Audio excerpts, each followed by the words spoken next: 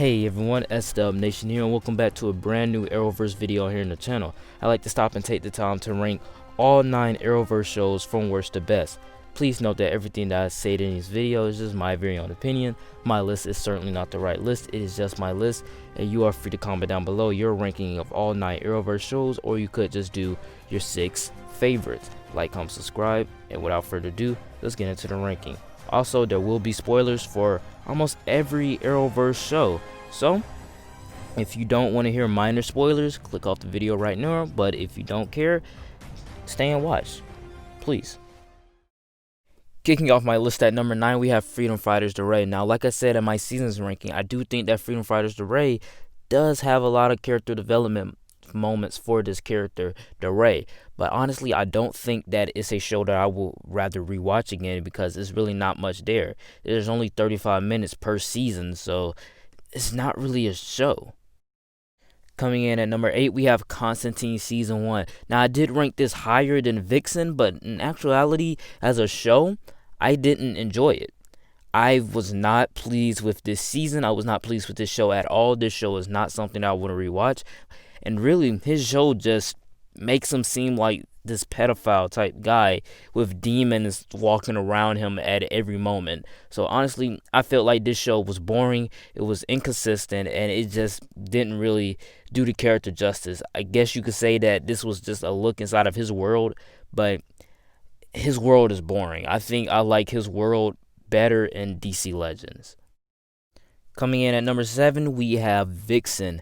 Now, I did rank Vixen lower than Constantine, but that's because there were some good elements of Constantine in there, just none that I enjoyed. In this show, there's actually the same thing. It's the same problem as Freedom Fighters DeRay. There's like 35 minutes per season, and they actually just mix in these 35 minutes to create a movie. But I think what I really like about this is the fact that Vixen actually has character development moments. She actually has character defining moments, and one of the things that makes the show great is the animation. I think the animation looks really nice. I like the fact that Arrowverse characters came back to record their voices for the Arrowverse characters in cartoon. And I do love the fact that the voice of Vixen came back to play her live action self. So honestly, I felt like this show was actually pretty enjoyable. Coming in at number 6 for me is Black Lightning. Now, Black Lightning at its start was just this awesome show, spectacular show. It had something to say and said it well, and it just showed a grittiness to the reality of what being black in America means. It did something better than Luke Cage. It did something a little bit slightly lower than Black Panther, but just up there enough to kind of touch Black Panther. This season, the first season, was actually pretty enjoyable for me. And then we get into the second season, and the second season was not as enjoyable. I was really bored with season 2 and season 3, and I felt like with season 2, with their villain Tobias Well, they just ended him in one episode at the end of the season. So honestly, I felt like the show just lost its touch over the years, especially because he spent most of his time in a lab. We spend too much time in labs and Dutch angles to actually get what the show was at its core in the beginning. Kicking off my top 5 list is Batwoman. Now, Batwoman, when I first started watching the show, I really wasn't a fan of it. It was just very preachy, very feminist. Now, I'm not homophobic, but what I'm trying to say is that every girl that Kate met in the show pre-crisis had to be gay. They had to be gay. They had to be a part of the LGBTQ community, so Kate can feel special inside of the show. I'm fine with Kate being a lesbian, but I don't want to see a lesbian show. I want to see a Batwoman show. That's not what I came here for. So when they started getting more into that stuff, I really was just bored. But when Post-Crisis came out, I enjoyed it. I really enjoyed it. It was better than pre-crisis because they kind of focused more on Kate as a character instead of a caricature, and Batwoman actually got some more time to shine too. And it was just very exciting. The action was good. We finally get more backstory on the villain. So I think that the show actually had potential until Ruby Rose left. Coming in at number 4, we have Supergirl. Now, Supergirl last 3 seasons to me, though I do enjoy season 4, and season 5 does have some good elements. Season 3 is okay, but I think the first 2 seasons were the ones where I was very much enjoyed. Like I was enjoyed. I wasn't bored with it. Season 3, I was bored with it, but I remember some. Season 4, I did not pay attention to any of the episodes until the Lex subplot, and then for season 5, I really wasn't that much invested. Pre-crisis, I think probably might be better than post-crisis, but I was more interested in post-crisis because Lex was back, and we also had a little subplot with Brainy. Brainy's kind of character development was also good. It was also well handled. So I think the show actually kind of lost its touch over the years because it has gotten so preachy, because it has gotten so boring, and it's just not as fun as it used to be. In season 1, that was the first Arrowverse season, and this is actually the first Arrowverse show I ever watched. I saw it on Netflix when it came out, and I was pleasantly surprised. Supergirl was actually the best thing that came out of Netflix because it was just so hopeful and bubbly and bright, and I just felt happy while watching the season. But Supergirl is okay. If you like Supergirl, that's your preference. But to me, I think the later seasons, when she got on CW, that's when the show fell off. And you can actually see from the ratings that her show really fell off because she started out at 12 million viewers in her first season, and now she's down to 1.99 million. So honestly, the show fell off once it started getting so preachy, so feminist, gay, was all in your face, and it just wasn't as fun as it used to be. And also, they have this constant thing where they have to put Superman down in order to keep Supergirl up. And really, that just hurts his character. Not in the Arrowverse, just his character in general. Kicking off my top 3 list is The Flash. A lot of people might not like this, a lot of people might not agree with this, but to be honest, The Flash kind of fell off for me too. Yes, I did enjoy the first 2 seasons very much. Season 1 is the best Arrowverse season. And then we got to season 3. It was kind of boring. It was okay. And then we got to season 4, and I didn't really like season 4 as much.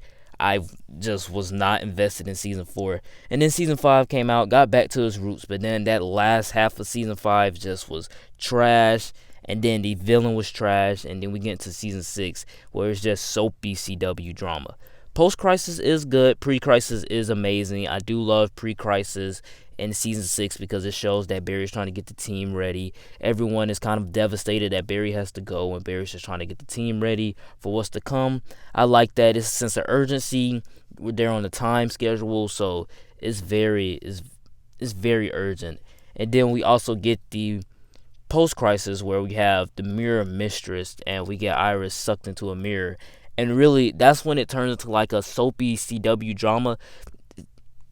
Granted, Flash has always been corny, Flash has always been campy, but I think that's what the core of the show was. It was supposed to be campy and fresh and original and stuff like that. So then when we add soapy CW drama into it, it really wasn't that much exciting. It didn't really contribute to the plot. All we have is just drama into a mix where it's a super speeding guy. I think season 1 and season 2 actually handled the soapy CW drama a lot better because it actually contributed to the story. As of right now, I feel like this show kind of fell off. And I understand, just like with Supergirl, they didn't get to film their last episodes. Just like with Batwoman, they didn't get to film their last episodes. Just like with Flash, they didn't get to film their last episodes. So, of course, their later seasons really wasn't that much. Wasn't that much handled. It wasn't handled very well. But for what they had and for the episodes that they got, I gotta say, season 6 was very CW drama-esque. Like, there was barely any Flash in it. He barely used his super speed. Now, granted, there is an explanation for that, but all in all, Flash just fell off for me after season 3 and season 4, and then when season 6 came out. Before I get into my top 2, I like to take the time to say that if you are a fan of the Arrowverse, which you probably are, that's why you're watching this video, click that playlist up above for everything Arrowverse related. Also, if you're a fan of the MCU, please click the link in the description for the link to the regular podcast. I do have a podcast where we are doing the MCU rewatch. We actually ended on episode 3, Iron Man 2, and this week we are going to be watching Thor, and that episode will be out to you guys next week. So, if you are a fan of Arrowverse, click that playlist up above, and if you are a fan of the MCU, click the link in the description for the podcast channel. Without further ado, let's get into my top 2. Our runner-up at number 2, we have DC Legends of Tomorrow. A lot of people don't like this show. I did rank season 4 at my number 3 for Legends of Tomorrow seasons ranking, and a lot of people hate that season. I really didn't know that it was that hated. I mean, I checked Rotten Tomatoes. It's like the highest rated DC Legends seasons out there. So I'm thinking that people really like the season. Apparently they don't. And honestly, to me, the show kind of got better after season 3. I think I was more invested into season 4, though I did like season 3. It is the best DC Legends season, but I think as of season 4, I was just invested, like, for real. I was happy with that season because it was just fun. It was awesome, you know. It was fun. It was exciting. I don't see a lot of people criticisms with the boredom inside of the season, though I can see the criticisms with, like, Constantine's season. Neron wasn't really a good villain. It was just a lot of not taking it seriously. But I think that's what I really like about the show. We already have soapy CW drama shows like Flash. We already have gay representation shows like Supergirl and Batwoman. We already have African American shows like Black Lightning. We have supernatural shows like Constantine. We also have vigilante shows with grittiness like Arrow. And then we also have animation shows like Freedom Fighters The Ray and Vixen. So I think it's a nice change of pace to have a time-traveling, don't take itself too seriously show. That's just in my opinion. I actually enjoy that. I enjoy the comedy. I enjoy the way the stories are actually set up, that every season the Legends are actually trying to rework what they messed up in the last season. They're trying to fix what happened in the last season, and I like that aspect. It shows that they're not all perfect, you know. They're not perfect heroes. They're legends, so which means that they're gonna make mistakes. So I enjoy the season, and plus Constantine is in it. Constantine is a fascinating character.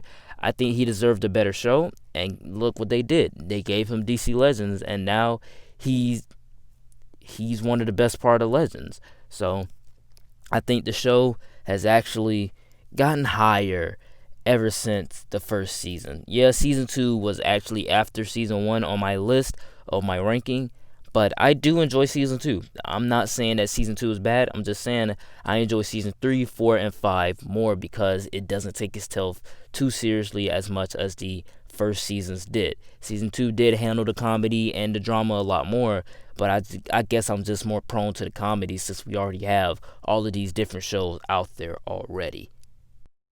But coming in at my number 1 has got to go to Arrow. Now, Arrow was actually a third Arrowverse show that I ever saw, and really, I wasn't that much invested into it. I wasn't into that type of stuff. And then when I did the Crisis on Infinite Earths rewatch, it spoke to me. Arrow is a great show. It shows the story of Oliver Queen very well. I love the fact that every character gets their moment to shine. It doesn't matter. Tommy Merlin died in the first season, and it has significance on Oliver. Oliver quits killing for 3 seasons after the first season because of Tommy. There's a lot of things that happen in seasons prior than the season that he's in, and it flows directly into the season perfectly well. Arrow Season 4 is the worst Arrowverse season. Now, granted, that doesn't mean that I hated the season, obviously. I mean, I enjoyed the season enough, but I just wasn't a big fan of it. It really didn't resonate with me a lot as much as I wish it would have. So I think Arrow actually got better after season 4. It took a little step back from season 6, but it's definitely not as bad as season 4 was. Season 1 was a great season, a great start to this. Season 2 was an amazing season. Season 3, a step back. Season 4, a step down. Season 5, amazing season. Season 6, a step back. Season 7, is right there on par with season 6, and season 8 is an amazing season. I love the fact that season 8 actually concludes the story with 10 episodes instead of the usual 22. I think it works better that way. I wish all Arrowverse shows worked that way. So I think Arrow had a great start and it had an amazing finish, and that's what you want inside of a TV show. People stuck around for 8 years watching this character grow and learn from his mistakes, and I feel like I'm resonated to this character more now because I enjoy him so much. I love the Green Arrow. Oh yeah, the season 5, the part where Adrian Chase is torturing Oliver Queen. I love that episode. That episode was amazing to me. I think season 2, when Oliver's mother dies, when she gets killed, that is one of the most emotional scenes out of Arrow, excuse me. And then we also have the prison storyline from season 7, which was just mind-blowing to me because the action was spectacular in that season. So, in that first half of the season. So, Arrow is an amazing show, and everyone, if you are a fan of like Green Arrow or DC or CW in general, like even if you're not a fan, I actually recommend this show to you. Really, it gets boring in the middle of the seasons, but at the beginning of the season, you want to know more about this character, and then you discover that character through flashbacks. So you also have 2 stories going on, and you can follow them pretty easily. So there is no problem on there. So this show is just great. Check it out, please, because Arrow had a great start and an awesome finish. Alright guys, that is it for the ranking. Please note that everything that I said in this video is just my very own opinion. My list was certainly not the right list, it was just my list. And please feel free to comment down below your ranking of all 9 Arrowverse shows ranked, or you could just do the primarily 6 ones: Batwoman, Black Lightning, Supergirl, Arrow, The Flash, and DC Legends. You don't have to add in Constantine, Vixen, or Freedom Fighters to rank. I just added those in to make the list more diverse. So like, comment, subscribe. See you guys next time. Peace.